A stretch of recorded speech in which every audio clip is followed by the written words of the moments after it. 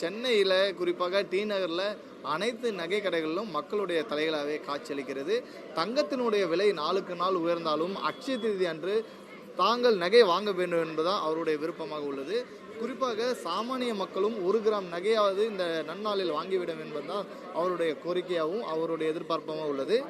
பொதுவாகவே ஆண்கள் பெண்களுக்கு என தனித்தனியான புதிய வகையிலான இந்த நகையானது அறிமுகம் செய்யப்பட்டு டி நகரில் இருக்கக்கூடிய அனைத்து கடைகளிலும் மக்கள் கூட்டமாகவே காண முடியுது.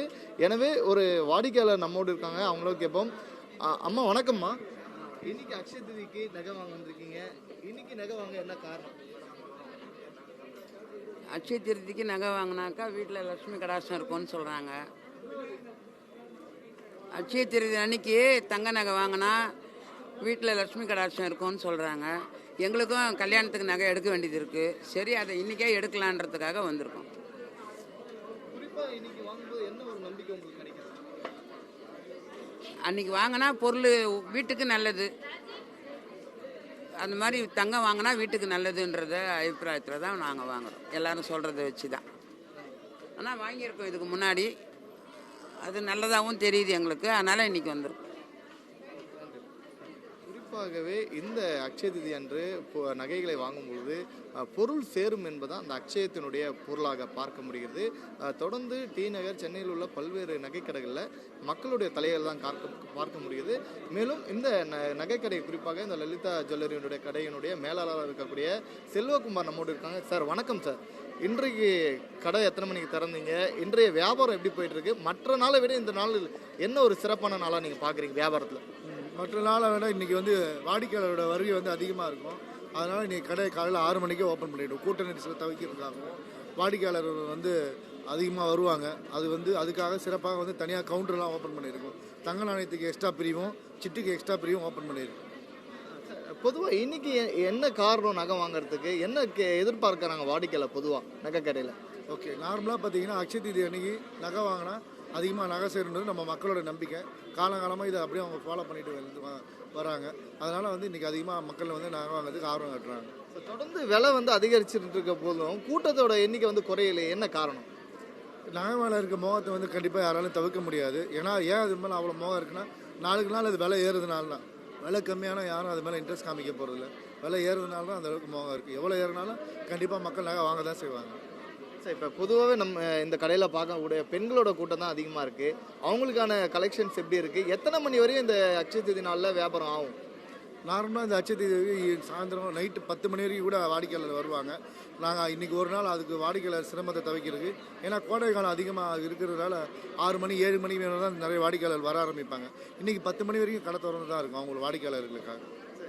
தள்ளுபடி அந்த போன்ற விஷயங்கள்லாம் இங்கே இருக்குங்களா? கண்டிப்பாக இருக்குது. லலிதா ஜுவல்லரி ஏற்கனவே சேதாரம் மிக குறைவு. அதுலேயும் எக்ஸ்ட்ரா இன்னும் ஒரு 1% மேலும் தள்ளுபடி பண்ணி தரோம். அது மட்டும் இல்லாமல் வைர நகைகளை 5000 ரூபாய் கேரட்டுக்கு தள்ளுபடி பண்ணி தரோம். ரொம்ப நன்றி சார். குறிப்பாகவே அட்சய திதி அன்று வாடிக்கையாளரோட எண்ணிக்கை என்பது அதிகரித்து காணப்படும். எனவே பொதுமக்களுடைய வருகைக்காக பல்வேறு கவுண்டர்கள் ஏற்பாடு செய்து இருப்பதாகவும், விலை உயர்ந்தாலும் வாடிக்கையாளர் வாங்க ஆர்வம் காட்டுவதாக தான் அவர் நமக்கு தெரிவித்த தகவலாக களத்தில் நம்மால் பார்க்க முடியுது. வியாபாரம் பரவாயில்ல, நல்லா தான் போயிட்டுருக்கு. இப்போ ரேட்டுக்கு அதிகமாக இருக்கிறனால வாடிக்கையாளர் வருகை எப்படி இருக்குன்னு நினச்சோம். ஆனால் நல்லா ரெஸ்பான்ஸ் இருக்குது. கஸ்டமர்கிட்ட நல்ல ரெஸ்பான்ஸ். காலையிலேருந்து வாடிக்கையாளர் வந்துட்டு தான் இருக்குது. எத்தனை மணிக்கு போகிறீங்க? எத்தனை மணி வரைக்கும் வியாபாரம் நடக்கும்? இப்போது கூட்ட நெரிசல் அதிகமாக இருக்கும். வேணா வெயில் காலம் வேறு. ஸோ அதை தவிர்க்கிறதுனால 6 மணிக்கே கடையை திறந்துட்டோம் இன்றைக்கி. ஸோ அதுக்கப்புறம் அதே மாதிரி தங்க நாணயம்லாம் தனி பிரிவு வச்சுருக்கோம். எல்லாருமே ஒரு இடத்துல தான் ரொம்ப க்ரௌடாக இருக்கும். அதனால் தனி செப்பரேட்டாக கவுண்டர் ஓப்பன் பண்ணி வச்சோம். பொதுவாக நகையோட ரேட்டு நாளுக்கு நாள் அதிகமாகிட்டு இருக்கு. வியாபாரம் மட்டும் குறையலைன்றது மட்டும் பார்க்க முடியுது. நகையோட ரேட்டு ஏறுறதுனால தான் வியாபாரம் அதிகமாக இருக்குது. எந்த பொருள் விலை ஏறுதோ அப்போ தானே அதுக்கு மதிப்பு அதிகமாக இருந்தாலும் மதிப்பு அதிகமாக இருந்தால் தான் அதை வாங்க போகிறாங்க. இல்லைனா அதை யாரும் ஏதாவது ஒரு பொருள் விலை குறையினா நீங்கள் வாங்குவீங்களா? வாங்க மாட்டோம் இல்லையா? போன வருஷத்தை விட இந்த வருஷம் ஆல்மோஸ்ட் 15-20% ஏறி இருக்குது. ஸோ அப்போ மக்கள் அதிகமாக அதை வாங்கணும் தான் நினைப்பாங்க.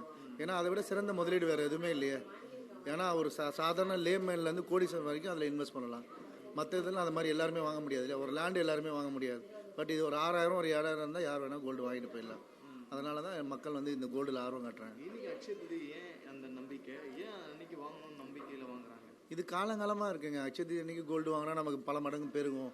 அட்சய பாத்திரத்தில் எப்படி வற்றாமல் இப்போ இருக்குமோ அதே மாதிரி நம்மக்கிட்ட இன்றைக்கி கோல்டு வாங்கினா நம்மக்கிட்ட கோல்டு வற்றாமல் இருக்கும் அப்படின்னு மக்களுக்கு ஒரு நம்பிக்கை. ஸோ அதனால் இன்றைக்கி அதிகமாக வாங்குறாங்க. பொதுவாக இந்த கோல்டு மேலே ஆர்வம் எப்படி இருக்குது மக்களுக்கு? கண்டிப்பாக அதிகமாக தான் இருக்கும். அதான் முதலே உங்கள்கிட்ட சொன்னேன் இல்லைங்களா, இதுக்கு 4 நாளுக்கு விலை ஏறுறதுனால அதே மாதிரி இது விலை எப்படி ஏறுதோ அதே மாதிரி வந்து மக்கள்கிட்டயும் இது வாங்கணுன்ற ஆர்வமும் அதிகமாக இருக்குது. இல்லை முதல்லலாம் வந்து இப்போ கல்யாணத்துக்கு மட்டும்தான் நகை வாங்குவாங்க, இப்போ எல்லாத்துக்குமே வாங்குறாங்க.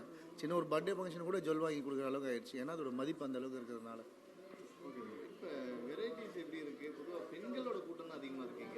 நகைனாலே பெண்களுக்கு தானே, சரிங்களா, அவங்க வாங்கி கொடுக்குறது மட்டும் தான், நம்ம போகிறது அவங்க தான். ஸோ அதனால் அவங்களோட அதுதான் அதிகமாக இருக்கும் நகை கடையில். பொதுவாக நிறைய கடைகள் இருக்குது சென்னை மாநகரில். இங்கே கம்மியாக இருந்தால் அங்கே கூட்டம் அதிகமாக வரும், அங்கே கம்மியாக இருந்தால் இன்னொரு கடை. ஸோ அதை எப்படி சமாளிக்கிறீங்க? அதுக்கான தான் முன்னேற்பாடு நம்ம பண்ணி வச்சுருக்கோம். நார்மலாக லலிதா ஜுவல்லரி சேதாரம் ரொம்ப குறைவு. இன்னும் மேலே அதுக்கு மேலே போயிட்டு இன்னும் 1% கம்மியாகவும் கொடுக்குறோம் இந்த வாட்டி. ஏற்கனவே குறைஞ்ச சாதாரண மார்க்கெட்டில் இன்னும் 1% கம்மி பண்ணி நம்ம கொடுக்குறோம். அதுக்கான வாடிக்கையாளர்கள் வருகை அதிகமாக தான் இருக்குது. ஸோ அதுக்கேற்ற மாதிரி நம்ம மேனேஜ் நம்ம கடைக்கு வரணும்.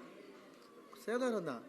நீங்கள் மற்ற கடையை கம்பேர் பண்ணும்போது ஒரு 10 கிராம் வாங்குறீங்கன்னா நம்ம கடையில் 12 கிராமாக வாங்கிட்டு போகலாம். அதனால தான் வரணும். கொஞ்சம் ஏதாவது வாங்குவோம் வருஷம் அக்ஷய திருதி அன்னைக்கு.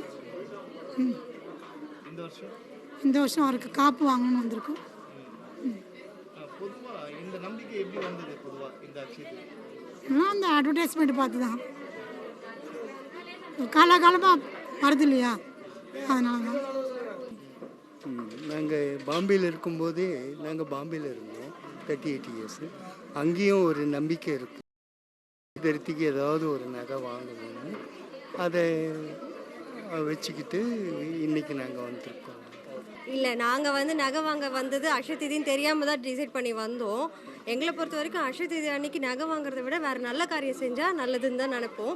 இப்போ கல்யாணம் என் தம்பிக்கு, ஸோ நகை வாங்க வந்திருக்கோம். எனக்கு அந்த நம்பிக்கை இல்லைங்க. நான் அக்ஷய திதி அன்னைக்கு நல்லது பண்ணால் தான் நல்லதுன்னு நான் நினைக்கிறேன்.